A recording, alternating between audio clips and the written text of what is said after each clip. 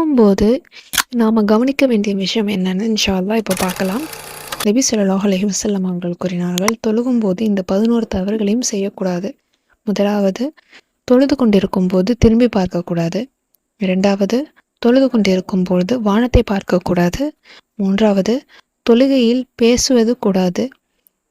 நான்காவது, கவனத்தை ஈர்க்கும் இடத்தில் நின்று தொழுவது கூடாது. ஐந்தாவது, தொழுகையில் கை விரல்களை ஒன்றோடு ஒன்று கோர்த்து கொள்வது கூடாது.